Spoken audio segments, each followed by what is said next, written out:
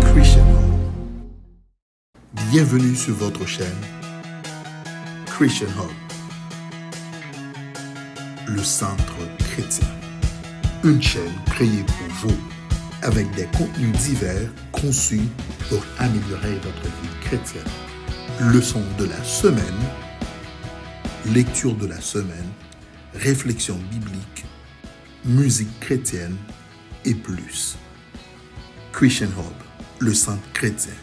N'oubliez pas de s'abonner et partager la parole de Dieu.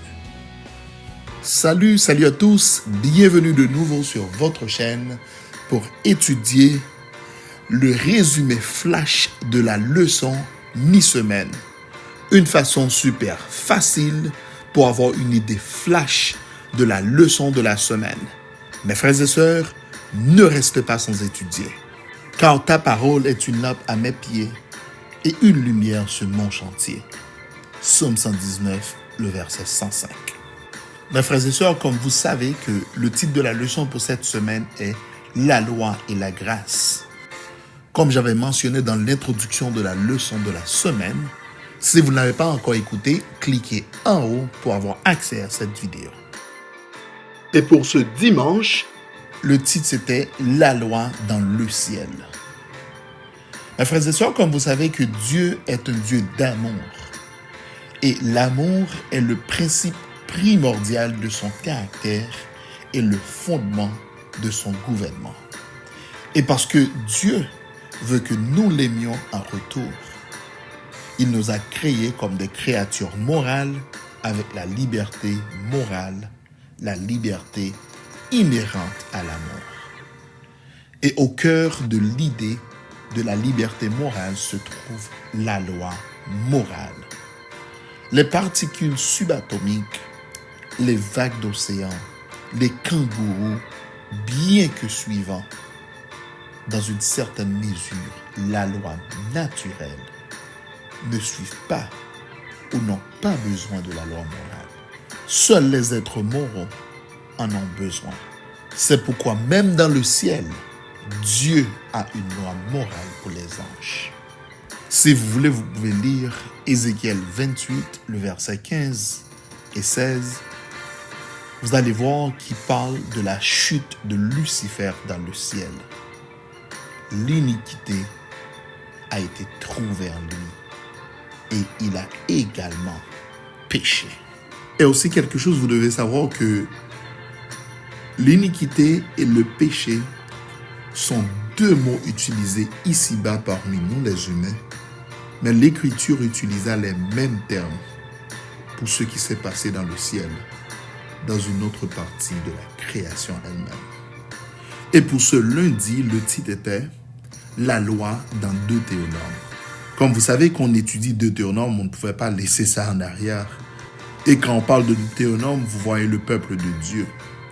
La nation hébraïque étant aux frontières de Canaan, le peuple élu de Dieu est enfin sur le point d'hériter la terre que Dieu leur avait promise. Et comme nous l'avons vu, Deutéronome, c'est en effet les dernières instructions de Moïse aux Hébreux avant qu'ils ne prennent la terre. Et parmi ces instructions se trouvait l'ordre d'obéir.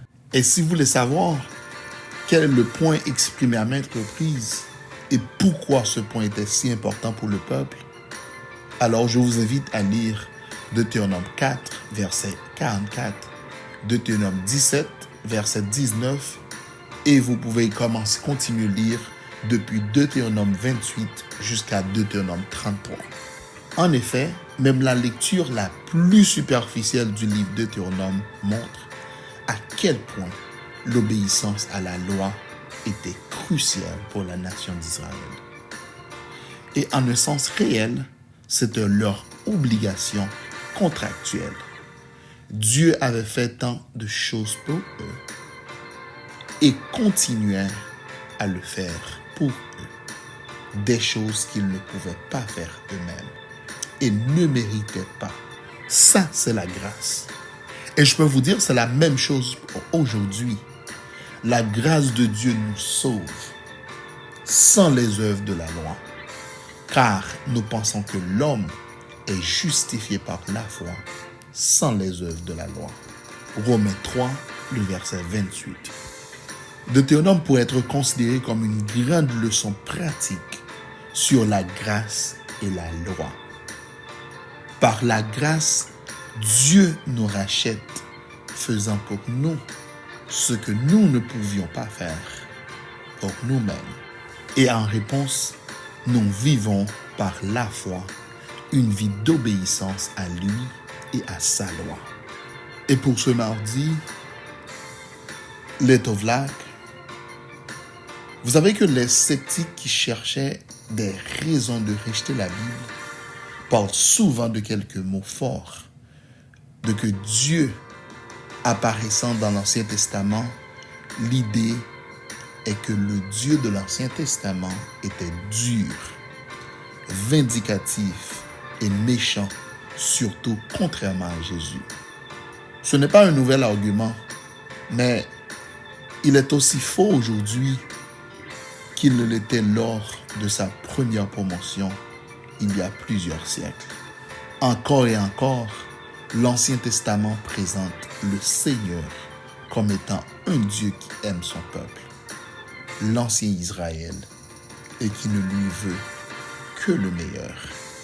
Et de cet amour apparaît puissamment dans le livre de Deutéronome. Et en parlant de l'amour de Dieu, nous ne pouvons pas oublier non plus la fin du verset 13. Observez ces choses, les Tovak, c'est-à-dire afin que tu sois heureux. En d'autres termes, Dieu ordonne au peuple d'obéir parce qu'il est dans son intérêt de le faire. Dieu les a créés, Dieu les a soutiens, Dieu sait ce qu'il y a de mieux pour eux et il leur veut le meilleur, l'obéissance à sa loi, à ses 10 commandements ne va que dans leur intérêt. Et pour ce mercredi, le titre « Esclaves en Égypte », on peut voir dans le livre de Deutéronome, un terme apparaît et réapparaît, celui du Seigneur qui rachète son peuple Israël de la terre d'Égypte. Encore et encore, on leur rappelle ce que Dieu a fait pour eux. Et l'Éternel nous fit sortir d'Égypte, à main forte et à bras tendus, avec des prodiges de terreur, avec des signes de miracles. Deutéronome 26, le verset 8. Et tout au long de l'Ancien Testament, en effet, l'histoire de l'Exode a été désignée comme un exemple de la puissance délivrance de Dieu par sa grâce de l'esclavage à l'oppression de l'Égypte. Car je t'ai fait monter du pays d'Égypte, je t'ai délivré de la maison de la servitude. Michée 6, le verset 4. Et même dans le Nouveau Testament, cette idée apparaît avec l'exode de l'Égypte par la grande puissance de Dieu, un symbole du salut par la foi en Christ. C'est par la foi qu'il traverse la mer Rouge comme un lieu sec, tandis que les Égyptiens qui en firent la tentative furent engloutis.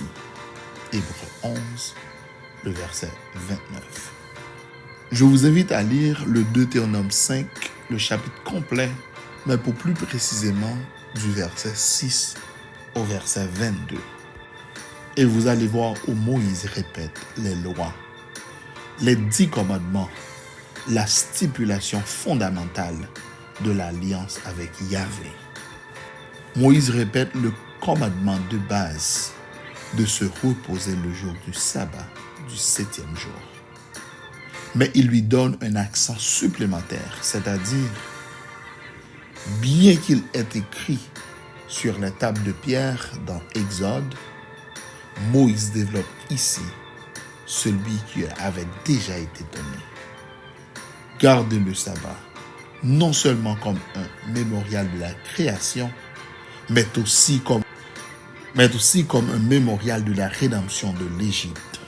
Dans ce cas, le sabbat du 7e jour devient donc non seulement un symbole puissant de la création, mais aussi un puissant symbole de la rédemption et de la grâce.